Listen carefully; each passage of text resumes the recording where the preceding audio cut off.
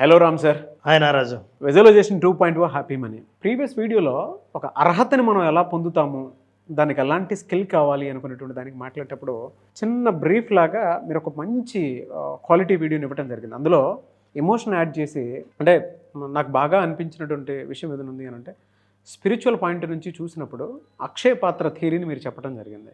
దాని నుంచి మనం నేర్చుకోవాల్సినటువంటి పాఠాలు, విషయాలు చాలా ఉంటాయి. కానీ దాంతోపాటు మీరు స్టార్టింగ్లోనే ఒక మాట అన్నారు, మీ పాత్ర ఎంత ఉందో మీరు తెలుసుకోవాలి అనుకుంటే ఇంట్లో మీ పిల్లలకి తెలియకుండానే క్యాజువల్గా జస్ట్ పాలు పట్టుకొని రా అని అంటే వాళ్ళు తీసుకునేటువంటి పాత్రను బట్టి మీ మైండ్ సెట్ పిల్లల్లో కానీ మీలో కానీ ఎంతవరకు ఉందో మీకు ఐడియా వచ్చేస్తుందని చెప్పేసి అన్నారు. రియలీ ఫెంటాస్టిక్ ఎగ్జాంపుల్ అయినా. అందులోనే కంటిన్యూటీ ఇది పార్ట్ 2 వీడియో. ఆ అర్హతని మనం ఏ విధంగా సంపాదించుకోవాలంటారు, అంటే ఎలాంటి స్కిల్ని డెవలప్ చేసుకుంటే వస్తుంది అంటారు అసలు? సో నారాజు, ఆ ఎపిసోడ్ నుంచి ఎవరైతే తమ పాత్ర ఎంత ఉంది అని తెలుసుకున్నారో, మరి పాత్ర స్థాయిని ఎట్లా పెంచుకోవాలి అని. So how to enhance hour container. మనకు అర్హతకు మించి కావాలని అనుకోవడం కాకుండా ఎంత అర్హత ఉందో తెలుసుకొని ఆ అర్హతను పెంచుకోవడం ఎట్లా ప్రయత్నించాలి అని. ఉదాహరణకు మనం ఇప్పుడు ఈ బొమ్మ చూస్తే చాలామందికి నాకు చెప్పాలనిపిస్తుంది, చాలా పిక్చర్లు మనవి భావాత్మకమైనవే తప్ప నిజంగా జీవితంలో ఇట్లాంటి పెట్టే వస్తుందని, దాని నిండు మీరు ఇట్లా నొక్కి తొక్కి ఇట్లా డబ్బును పెడతారని కాదు. చాలా విషయాలు మన జీవితంలో భావాత్మకమైనవి. ఆనందం, తృప్తి, సంపద, ఇవన్నీ భావాత్మకం. నాగరాజు మర్చిపోయి, మనం ఈ వీడియో చేయడానికి నీకు టైం ఉందా? ఉందా? టైం ఉంది. ఉంది అనుకోవడం ఉందే, అది భావాత్మకం. అంటే టైం నీకు కనిపించదు, నీ చేతిలో లేదు. అట్లాగే నాకు ఏదైనా ఉంది అని అనుకోవడం, ఆ భావాత్మకం నుంచే, భావాల నుంచే, ఆ ఎమోషన్ నుంచే మనం అనుభవం లేక తీసుకొస్తాం మనకి ఏం కావాలో అది. సో ఇప్పుడు కంటైనర్ అన్నది ఒక ప్రతీక. మనస్సులో మనకు ఎంత కెపాసిటీ ఉంది, అసలు నాకు ఉందా ఇంత. నేను ఒకసారి చెప్పాను, మీరు ఎవరికైనా అడుక్కునేవాడికి రోడ్డు మీద 500 నోటు ఇవ్వండి, వెంటనే అతని రెస్పాన్స్ ఏంటి? సార్ చిల్లర లేదు సార్ అంటాడు. 500 నాకు వచ్చిందని అనుకుంటాడా? తన పాత్ర చాలా చిన్నది. మీరు 500 ఇస్తే నా పాత్ర చిన్నది, ఇంతే, మిగతా చిల్లర వెనక్కి ఇచ్చేయాలని అనుకుంటాడు. ఆలోచన నాకు వచ్చిందని అనుకోడు. అలాంటి పాత్ర చిన్నగా ఉన్నవాళ్ళు అబండెన్స్ కావాలనుకుంటే, సంపద కావాలని అనుకుంటే తన పాత్రను ఎలా పెంచుకోవాలి, అసలు పాత్ర పెరక్కపోవడానికి కారణాలు ఏంటి అనేది మనం తెలుసుకుందాం. అబండెన్స్ అంటే అర్థం ఏంటంటే నారాజు, ఎక్కడ చూసినా డబ్బులు ఉండడం, ఎక్కడ చూసినా నీ పేరుతో ల్యాండ్స్ ఉండడం, ఏ వీధికి పోయినా నీది ఒక బిల్డింగ్ ఉండడం కాదు అబండెన్స్. నాకేం తక్కువ లేదనుకోవడం అబండెన్స్, నాకు ఎక్కువ ఉందడం అబండెన్స్ కాదు. ఇది చాలామందికి తెలియదు. అంటే నా కంటికి కనిపించే వస్తువులన్నీ ఉంటే సమృద్ధి నా దగ్గర ఉన్నట్టు అని అనుకుంటారు. కాదు, కంటికి కనిపించకపోయినా నాకు ఏదీ తక్కువ లేదనుకోవడమే సంపద. రిసీవింగ్ అనేది, యాక్సెప్టెన్సీ రిసీవింగ్ అనేది బాగుండాలి. మీరు అలా చెప్తుంటే ఈ ఫ్రూట్స్ అన్నీ ఏంటంటే ఇదంతా ఫీలింగ్, ఎమోషన్. చుట్టూ పచ్చగా ఉంది, నా జీవితం చాలా పచ్చగా ఉందంటే అర్థం ఏది, రంగు చూపించు అనే అనుభవం చూద్దాం. ఆ ఫీల్ ఉందే, అది ఇంపార్టెంట్. అదే కంటైనర్ అంటే. ఫర్ ఎగ్జాంపుల్, కొంతమందికి లెట్ us అండర్స్టాండ్ రీజన్స్ ఎందుకు వాళ్ళ కంటైనర్ చాలా చిన్నగా ఉంటుంది, వాళ్ళు ఎందుకు రిసీవ్ చేసుకోలేరు. కోరిక ఉంటుంది కానీ అనుకున్నంత సమృద్ధి తత్వాన్ని జీవితంలోకి ఎందుకు ఆహ్వానించలేరు. నేను ఒక కథ చెప్తాను. ఫస్ట్ రీజన్ ఏంటంటే not knowing what you want and why you want. చాలామందికి వాళ్ళకి ఏం కావాలో, ఎందుకు కావాలో తెలియదు. ఒక వ్యక్తి ఎడారిలో ప్రయాణిస్తున్నాడు. గంటల తరబడి, రోజుల తరబడి ఒక వంటని తీసుకొని వెళ్తున్నాడు. మనిషే లేడు, అది ఎడారి, నిర్మానుష్యమైన ప్రాంతం. మనిషి ఒక తోడు కావాలి. ఏం చేయాలో తెలియదు. గంటలు, రోజులు గడిచాయి, కానీ రెండో మనిషి మాత్రం కనిపించట్లేదు, రెండో జీవి కనిపించలేదు. అట్లాగే వెళ్తున్నాడు. వారాలు గడిచాయి. చివరికి అతనికి ఒక మనిషి స్పర్శ కావాలి అని అనిపించింది. కుటుంబానికి అంతా దూరంగా ఉన్నానే అనిపించింది. ఆ ఒంటరిని గట్టిగా కౌలించుకొని తన బాధ చెబుదాం, ఒంటరివాణ్ణి అయిపోయాను, నువ్వే నాకు దిక్కు అని చెబుదామని అనుకొని దాన్ని లాగుతుంటే, ఒంటె బాగా హైట్ ఉండడం వల్ల అందట్లా, తాడుని బట్టి లాగుతున్నాడు, అందట్లా. ఇది ఎంతసేపు రావట్లేదు, ఇది ఎవరో ఒకరు సహాయం చేయాలా, లేకపోతే రాదు అని ఇట్లా లాగుతున్నాడు. ఈ లోపల ఆయనకి చూస్తుంటే సడన్గా వాళ్ళ ఫ్యామిలీ వైఫ్ కనిపించింది. వైఫ్ కనపడితే ముఖం కళ్ళల్లో ఆనందం కలిగింది. వైఫ్ కనిపించింది కానీ దగ్గరికి పరిగెత్తుకుంటూ వెళ్ళాడు.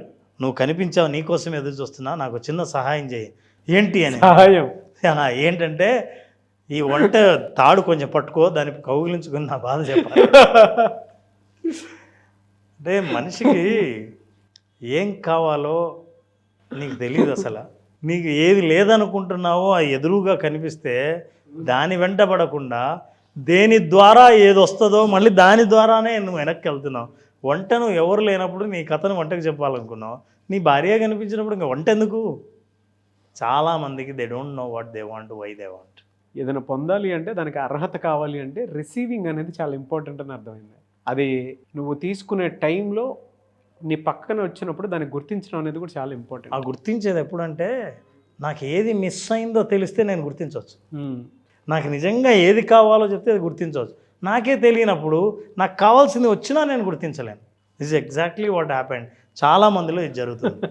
అదొకటి, రీజన్స్ ఆర్ వెరీ వీక్. కానీ వైఫ్ అండ్ హస్బెండ్కి అది బాగా కనెక్ట్ అవుతుంది సార్. జనరల్గా చాలా స్టోరీస్లో మనం చూస్తూ ఉంటాము. హస్బెండ్ జనరల్గా ఎక్స్పెక్ట్ చేసేది ఒకటి ఉంటుంది ఏదైనా సరే, మనం తీరా కంటి ముందు వచ్చి కూర్చొని మాట్లాడేటప్పటికి వాళ్ళకి రెస్పెక్ట్ ఇవ్వరు, కానీ వేరే వాళ్ళకి మాత్రం రెస్పెక్ట్ ఇచ్చి మరీ చెప్తుంటారు. వాళ్ళకి విపరీతమైన కోపం వస్తూ ఉంటుంది. నిజం, నువ్వు చెప్తుంటే నాకే గుర్తు వస్తుంది. ఆ భర్త ఎప్పుడు టైం ఇవ్వడంట. టైం ఇవ్వడు. అసంతృప్తిగా ఉన్న భార్య ఒకరోజు సాయంత్రం కూర్చుంటాను, ఇప్పుడు దొరికావు, నువ్వు అసలు టైమే ఇవ్వడం లేదు తెలుసా, నువ్వు టైం ఎప్పుడు ఇస్తావో నాకు నువ్వు చెప్పాల్సిందే అని ఒక గంట సేపటి నుంచి టైం ఇవ్వడం లేదన్న విషయం గురించి వాదించిందంట. అసలు ఈ గంట నీ దగ్గర ఉన్నాడు కదా, ఆ టైంని ఉపయోగించుకున్నావును లేదనే విషయాన్ని నువ్వు చెప్తున్నావు. చాలామంది అంతేనా, నీకు ఏది లేదో ఎప్పుడు బాధపడుతుంటావు. నీకు నిజంగా ఏం కావాలో నీకు తెలియదు, ఎందుకు కావాలో తెలియదు. తెలియని వాళ్ళు వాళ్ళ పాత్ర ఎప్పుడు చిన్నగానే ఉంటుంది, పెంచలేరు. They cannot enhance. రెండవది మనం ఏం చెప్తామంటే రీజన్ ఈజ్ వీక్. నీకు ఎందుకు కావాలో విపరీతమైన సంపద, నీ బాక్స్ ఎంత పెద్దది చేసుకోవాలో, పాలు తెమ్మంటే నాకు 10 లీటర్లు కావాలండి, ఏం చేస్తావు? నీ కెపాసిటీ ఎంతో, నువ్వు రోజు వాడకం ఎంతో, అన్ని పాలే వాడతావు, మిగతా ఏం చేయాలి? నువ్వు పెరుగు చేసినా ఏం చేస్తావు? అంటే నేను నిజంగా నాకు వాడకానికి సరైన అవసరం నాకు లేనప్పుడు, నా కారణం బలహీనంగా ఉన్నప్పుడు నీ పాత్ర పెద్దది అవ్వదు. నిజంగా ప్రతిరోజు అవసరం నాకు ఎంత ఉంది అని అంటే వెంటనే నువ్వు వెళ్ళి అంత సైజు పాత్ర కొంటావు. కమిట్మెంట్. ఆ కమిట్మెంట్ ఎప్పుడు వస్తుందంటే నీ అవసరం బలంగా ఉన్నావు. అవసరాలు బలహీనంగా ఉండి లక్ష్యం బలహీనంగా ఉన్న వాళ్ళ పాత్ర, అంటే సమృద్ధి సాధించాల్సిన పాత్ర, కంటైనర్ చాలా చిన్నగా ఉంటుంది. అదే క్రాక్డ్ కంటైనర్ అవుతుంది. అండ్ థర్డ్ రీజన్, ఇది యాక్చువల్గా అందరూ అర్థం చేసుకోవాలి. ఇందులో టెక్నిక్ కాదు, 10 కోట్లు 100 కోట్లు నేను సంపాదించాలన్న కోరిక కాదు ఇందులో ఉండేది. Lack of knowledge in multiple source of income. నీ సంపద పెరగాలంటే, నీ బీరువా పెరగాలంటే, నీ బ్యాంక్ అకౌంట్లు పెరగాలంటే నీకు ఒకటే సోర్స్ ఆఫ్ ఇన్కమ్ ఉంటే ఎట్లా? ఈ కాలంలో, ఈ టెక్నాలజీ కాలంలో మల్టిపుల్ సోర్సెస్ ఆఫ్ ఇన్కమ్ చాలా ఉన్నాయి. నువ్వు ఏ సోర్స్ మీద ఆధారపడి ఉన్నావు? ఎన్ని సోర్సెస్ ఉన్నాయి? నీకు 4 బ్యాంక్ అకౌంట్లు కావాలి, నీకు శాలరీ ఒకటే వస్తుంది. 4 బ్యాంక్ అకౌంట్లో శాలరీ ఎట్లా పడుతుంది నారాజు? నీ సంపద పెరగాలంటే అకౌంట్లు ఎక్కువ ఉండాలి. అకౌంట్లు ఎక్కువ ఉండాలంటే మరి ఆదాయం 4 రకాల నుంచి ఉండాలిగా. స్కిల్ కూడా దానికి తగ్గట్టే, స్కిల్ కూడా నువ్వు పెంచుకోవాలి. సో నేనేమంటున్నా, మల్టిపుల్ ఏవైతే మార్గాలు ఉన్నాయో, చాలా మార్గాలు ఉంటాయి ఎక్కువ ఇన్కమ్ సాధించడానికి. ఒకే మార్గం కాకుండా 4-5 మార్గాల నుంచి సంపాదించేవి మీరు వెతికి పట్టకపోతే మీ పాత్ర చిన్నగానే ఉంటుంది, పెద్దది అవ్వదు. ఇంట్లో మనుషులు పెరగకపోతే మీరు అన్నం చేసే పాత్ర చిన్నదే ఉంటుంది. ఎక్కువ మంది ఉంటే ఇది సరిపోవట్లేదంటారు. మీ ఇంట్లో బైక్లోనే 4 రోజు పోవాల్సి వస్తే, సినిమాకో, షికారుకో, షాపింగ్కో ఇది సరిపోవట్లేదని అప్పుడు కారు కొందామని అనిపిస్తుంది. అవసరం బలంగా ఉంటే, మల్టిపుల్ రీజన్స్ ఉంటే నీకు పాత్ర పెద్ద చేద్దామని అనిపిస్తుంది. అది లేకపోవడం ప్రధాన కారణం. మరి ఎలా పెంచుకోవాలి? ఇది నీ ప్రశ్న. మీరు అనే దాంట్లో నాకు ఇంకోటి అంటే, అవసరం బలంగా ఉంటే అవకాశాలు కూడా అంత బలంగా కనిపిస్తాయని చెప్పడానికి మాత్రం బెస్ట్ ఎగ్జాంపుల్. అంటే ఈ lack of knowledge and multiple sources of income, అంటే అవసరాన్ని గుర్తించాలి. చాలామంది చేసేటువంటిది మన ఇంటి సౌకర్యాలు చాలా బలంగా మనకి ఆ అవసరాన్ని నేర్పించేలాగా అవకాశాలు క్రియేట్ చేస్తూ ఉంటాయి. బట్ మనం చూసే విధానం, ఫోకస్ ఎన్ని అవసరాలు ఉన్నాయనేటువంటి విషయం బలంగా గుర్తించగలిగితే అన్ని అవకాశాలు మనకి మల్టిపుల్ సోర్స్ ఆఫ్ ఇన్కమ్ కింద కనిపిస్తాయని చెప్పేసి అర్థమైంది నాకు. ఇప్పుడు ఇంట్లో ఒకడివే ఉన్నాడు అనుకో, నువ్వు పనిచేసే ఆఫీస్ మీ పక్కిళ్ళే అనుకుందాం, ఒక కారు కొనాలన్న ఆలోచన వస్తుందా నీకు? రాదు. అసలు ఏం అవసరం అంటాడు అసలు. సో నీ అవసరం చాలా బలహీనంగా ఉన్నప్పుడు కోరిక పెద్దది ఉన్నా అది బలహీనంగానే ఉంటుంది, కాబట్టి నీ పాత్ర పెద్దది అవ్వదు. ఇది ఎట్లా సార్ అంటే ఈ వే ఆఫ్ థింకింగ్లోకి మనిషి వెళ్ళాలి అనుకున్నప్పుడు, మల్టిపుల్ ఇన్కమ్ సోర్స్లోకి వెళ్ళాలి అనుకున్నప్పుడు ఎలా? యాక్చువల్లీ నాలెడ్జ్, స్కిల్ పెంచుకోవాలి. ఇప్పుడు నీ స్కిల్ చూసి నీకు 2-3 రకాల స్కిల్స్ ఉన్నాయంటే 2-3 రకాల ఆదాయాలు వస్తాయి. స్కిల్ పెంచుకోవాల్సిన దానికి ఆల్టర్నేటివ్ లేదు. రెండవది, రిసోర్సెస్ ఎక్కడున్నాయో డిస్కవర్ చేయాలి. అంటే శ్రమతో కూడుకున్న పని వెతకాలి, ఎన్ని రకాల ఎన్ని మార్గాలు ఉన్నాయని. అప్పుడు కదా నీ అర్హత పెరుగుతుంది. నీ అర్హత పెరిగేది ఎప్పుడంటే నీ క్యాపబిలిటీ పెరిగినప్పుడు అర్హత పెరుగుతుంది. క్యాపబిలిటీని పెంచుకోవాల్సిన అవసరం ఉంది. సో నారాజు, ఇప్పుడు మన ప్రశ్న ఏంటంటే, మనసులో ఉన్న ఆ సమృద్ధి పాత్ర, నాకు రావాల్సిన సంపద యొక్క పాత్ర చిన్నదైతే ఇంకా నేను పెంచుకోవాలనుకుంటే ఎలా పెంచుకోవాలి, ఎందుకు పెంచుకోలేకపోతున్నాం అన్నది కారణాలన్నీ చూసాం. ఎలా పెంచుకోవాలో చూద్దాం. How to enhance the capacity. ఈ బీరువా పెరగాలి, ఇందులో బ్యాలెన్స్ పెరగాలి, నా అకౌంట్లు పెరగాలి. ఏదైనా సరే నేను పెంచాలని అనుకుంటే పెరక్కపోవడానికి కారణాలు చూసాం. ఓకే, ఇప్పుడు నాకు కారణాల వల్ల అర్థమైంది. ఇప్పుడు నేను ఎలా పెంచుకోవాలి? Number 1, identify which are the abundance is lacking. Which abundance is lacking అనేది నీకు తెలియాలి. సమృద్ధిలో చాలా ఉన్నాయి నారాజు. ప్రపంచం తెల్లవారు లేచినప్పటి నుంచి డబ్బులు, నోట్లు, కరెన్సీ కాదు. నీకు ఆరోగ్యం, సంబంధాలు, కెరీర్, డబ్బు, అవసరాలు, మనుషులు, చుట్టుపక్కల మనుషులు, ఇవన్నీ చాలా ప్రధానమైన. వీటిలో ఏ అబండెన్స్ లేదని నువ్వు ఎక్కువ డబ్బులు కోరుకుంటున్నావు, ఏది తక్కువైందని. ఆ విషయాన్ని నువ్వు గుర్తించకుండా ప్రతి సమస్యను నేను డబ్బుతోనే సాల్వ్ చేయగలనని అనుకుంటే నీ పాత్ర ఇంకా చిన్నగానే ఉంటుంది. ఎందుకంటే నీ కారణం అంత బలంగా లేదు. ఏ కారణం? నా ఇంట్లో అందరి ఆరోగ్యాలు చాలా బాగుండాలి అని కోరుకోవడం, డబ్బులు కోరుకోవడం కాదు. నాకు ఎక్కువ బ్యాలెన్స్, నీ క్యాన్సర్ ఉంది ఇంట్లో, నువ్వు ఎంత బ్యాలెన్స్ కోరుకుంటావు? పాత్ర ఎంత పెద్దది కావాలి నీకు? ఈ అబండెన్స్ను, ల్యాక్ ఆఫ్ అబండెన్స్ను దీన్ని పూరించేది ఏ డబ్బు, ఏ బ్యాలెన్స్? కాబట్టి నీకు కావలసినది ఏదో ఐడెంటిఫై చేయాలి. First identify what you want, what is lacking. Identify చేసిన తర్వాత నాకు మొత్తం అన్నిటికీ ఒకటే కాకుండా ఆ ఏరియా మీద ఫోకస్ చేయడం నేర్చుకుందాం.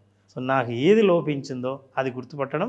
రెండోది మోస్ట్ ఇంపార్టెంట్, ఇది చాలాసార్లు మనం పట్టించుకోలేదు, చాలా ఇగ్నోర్ చేసిన ఏరియా ఏంటంటే ఎన్హాన్స్ యువర్ జనరాసిటీ. జీవితంలో నీ ఔదార్యాన్ని పెంచుకోనారా. ఔదార్యం అంటే మనకు ఉన్నది రావాలంటే ముందు ఇవ్వాలన్న విషయం ఎవరికి తెలియదు. ఒకటి ఏదైనా మన దగ్గర నుంచి వెళ్తేనే అది ప్రవాహంలాగా మనకు వస్తుందన్న విషయం తెలియదు. జనరాసిటీ ఏంటంటే నాకున్న దాంట్లో కొంత ఇవ్వాలన్న ఔదార్యం ఎప్పుడు పెరుగుతుందో ఆ ఏరియాలో, ఫర్ ఎగ్జాంపుల్ హెల్త్ కావాలి, రిలేషన్షిప్ కావాలి, డబ్బు కావాలి, ఏదైతే సమృద్ధి లోపించిందని నువ్వు అనుకుంటున్నావో ఆ ఏరియాలో ఇంకొకరికి నువ్వు సహాయం చేస్తే అది నీకు మేలు చేస్తుంది. జనరాసిటీ, నీ దగ్గర డబ్బులు లేవు అంటే ఇస్తే పోతుంది కదా అని అనుకోవడం వల్లే చాలామంది ఇవ్వకపోవడం వల్లే వాళ్ళ పాత్ర చాలా చిన్నగా ఉంది. నా పాత్ర పెరిగేది ఎట్లా అంటే, ఎట్లాగైనా సరే నా పాత్ర పెరుగుతుంది, నా అవసరాలు ఉన్నాయి, నాలాగే ఇంకొకరికి అవసరాలు ఉంటాయి కదా, వాడికి తీర్చగలిగినంత నేను తీరిస్తే నా అవసరాలు తీరుతాయన్న బలమైన నమ్మకం ఏదైతే ఉంటుందో అది జనరాసిటీని పెంచుతుంది, ఔదార్యాన్ని పెంచుతుంది, ఎవరికైనా అవసరాలని గుర్తించేలా చేస్తుంది. నువ్వు ఇంకోరి అవసరాలను గుర్తించినప్పుడు నేచర్ నీ అవసరం గుర్తిస్తుంది. That is when you will get what you want. అందుకే అంటారు the smallest act of kindness, దయా అన్న ఒక చిన్న మార్గమే, చిన్న పనే is worth more than the greatest and grandest intention. ఒక గొప్ప ఉద్దేశం కంటే ఒక చిన్న సహాయం, దయతో కూడిన ఒక సహాయం చాలా గొప్పది. అది మీ అబండెన్స్ అనే పాత్రను పెంచుతుంది. రియలీ ఫ్యాంటాస్టిక్ అండి. నాకు తర్వాత వీడియోలో డిస్కస్ చేద్దామని ఉంది. అంటే నా పాత్రను ఇంట్లో ఏ మేరకు చూడాలి, ఎలా గుర్తించాలి అనేటువంటి దానికి మాత్రం నాకు ఇంకో కోణంలో ఈ వీడియోలో అర్థమైనటువంటి విషయాలు చాలా ఉన్నాయి. అందరూ అనుకుంటూ ఉంటారు ఎలా గుర్తించాలి మనలో ఉండేటువంటి స్కిల్ని అని. అంటే ప్రస్తుతానికి మన ఇంట్లో ఉండేటువంటి అవసరాలు ఏవైతే ఉంటాయో వాటిని రాసుకొని గుర్తిస్తే వాటిని సంపాదించడం కోసం మనం ఏం నేర్చుకుంటే బాగుంటుందో అనుకునేటువంటి ఆలోచన అయితే ఫస్ట్ మనకు వచ్చేస్తుంది. అదే అతి పెద్ద స్కిల్. మీరు నేర్చుకోవాల్సిందే అది. మనం ఫుడ్ కోసం ఏదేదో వెయిట్ చేసుకుంటూ ఉంటాం. కావాల్సింది అబండెన్స్ కావాలి అనుకుంటే మన సౌకర్యాలు ఏర్పరచుకోవటమే మన అబండెన్స్. నాగరాజు, నీ పాత్ర సైజు తెలుసుకోవాలన్నదా? మీలో ఎవరైనా సరే నిజంగా నా పాత్ర సైజ్ ఎంతో నేను తెలుసుకోవాలని అనుకున్న వాళ్ళు కింద కామెంట్లో టైప్ చేయండి, I want to know my container size అని. I want to know my container size అని. నెక్స్ట్ ఎపిసోడ్లో ఒక పవర్ఫుల్ టూల్ని నేను ప్రజెంట్ చేస్తాను. ఈ టూల్ ద్వారా నిజంగా నా పాత్ర సైజు ఉన్నది సరిపోతుందా, పెంచుకోవాల్సిన అవసరం ఉందా, ఇంకా ఎక్కువ ఉంటే దాన్ని తగ్గించుకోవాల్సిన అవసరం ఉందా, దీనికి నా సంతోషానికి ఉన్న కనెక్షన్ ఏంటి అని తెలుసుకోవాలనుకుంటే మీరు కింద కామెంట్లో టైప్ చేయండి. ఖచ్చితంగా నెక్స్ట్ ఎపిసోడ్లో మనం టూల్ గురించి మాట్లాడుతున్నాం. ఏ టూల్ దేని ద్వారా అయితే మన పాత్ర సైజుని మనం చూడగలమో, అర్థం చేసుకోగలమో అది తెలుసుకోవాలనుకుంటే నెక్స్ట్ ఎపిసోడ్ దాకా వెయిట్ చేయండి. డెఫినెట్గా అండి. So part 3. Part 3. Anyways very good topic sir. Thank you అండి. Thank you so much Ram గారు. థ్యాంక్ యూ నాన్న. Thank you so much. మళ్ళీ క్లాస్ ఎప్పుడనే అవకాశం ఉంటుంది, ఎందుకంటే విజువలైజేషన్ అది ఎక్స్పీరియన్స్ చేయడానికి మీరు పెట్టింది కంప్లీట్ ప్రాక్టీస్. అవును. ఒక జీవితాన్ని అర్థం చేసుకోవడానికి, కెరీర్లో సక్సెస్ అవ్వడానికి, దాంతోపాటు చాలామందికి మనీకి సంబంధించినటువంటి బ్లాక్స్ కొన్ని ఉంటాయి. సో ఆలోచన ఎలా క్రియేట్ చేసుకుని ముందుకెళ్ళాలి అనేటువంటి దానికి, కొంతమందికేమో జాబ్కి సంబంధించినటువంటి వాటిలో ఎంత త్వరగా క్విక్ చాలామంది గ్రాప్ చేసుకోవాలని ఉంటుంది, క్రాక్ చేయాలని ఉంటుంది. అవును. దానికోసమైనా సరే సో విజువలైజేషన్ ప్రాక్టీస్ అనేది మళ్ళీ ఎప్పుడు ఉండే అవకాశం ఉంటుంది. ఈరోజు విజువలైజేషన్ ప్రాక్టీస్కి చాలా మంచి స్పందన వస్తుంది. ఎందుకంటే నేరుగా ఎదురుగా వాళ్ళ చేత ప్రాక్టీస్ చేయించే అవకాశం నాకు కూడా వచ్చింది. ఇది సెప్టెంబర్ 14వ తేదీన బ్యాచ్ స్టార్ట్ చేస్తున్నాం. September 14th. అట్లాగే ఈ ఎపిసోడ్లో స్పెషల్ ఏంటంటే 18th నాడు పున్నమి. ఆ పున్నమి రోజు స్పెషల్గా యోగ నిద్ర సెషన్ ఉంటుంది. పున్నమి రోజు రాత్రి యోగ నిద్ర సెషన్లో పాల్గొన్న వాళ్ళకి ఏవైనా సరే మానసిక రుగ్మతలు కానీ, నిద్రలేమి సమస్యలు కానీ ఉన్నవాళ్లే కాకుండా ఏవైతే మెంటల్ బ్లాక్స్ ఉంటాయో, ఆందోళనలు ఉంటాయో, భయాలు ఉంటాయో, నిర్ణయాలు తీసుకోలేకుండా ఆగిపోయిన బ్లాక్స్ ఏవైతే ఉంటాయో వాటన్నిటిని రిలీజ్ చేసే యోగ నిద్ర 18th ఉంటుంది. 14th రిజిస్టర్ చేసుకున్న వాళ్ళకి మాత్రమే ఈ అవకాశం. 14th బ్యాచ్ స్టార్ట్ అవుతుంది. September 14th. యోగ నిద్ర కోసం చాలామంది ఎక్స్పెక్ట్ చేసేటువంటి వాళ్ళు ఉన్నారు. స్పెషల్ అకేషన్ డే రోజు పెడుతున్నారు. సో ఇది స్పెషల్ క్లాస్ అని చెప్పేసి చెప్పాలి. ఈ మంత్కి special class visualization practice September 14th నుంచి ఉంటుంది. కాబట్టి ఆసక్తి కలిగిన వారు స్పెషల్ క్లాస్లో కనుక మీరు ఎన్రోల్ చేసుకోవాలి అనుకునేటువంటి వాళ్ళు స్క్రీన్ మీద మీకు కాంటాక్ట్ నెంబర్ కనిపిస్తుంది, దాన్ని మీరు కాల్ ఆర్ మెసేజ్ వాట్సాప్ చేసి వెంటనే ఎన్రోల్ చేసుకోండి. Anyways thank you, great experience and thank you so much Ram sir. Thank you.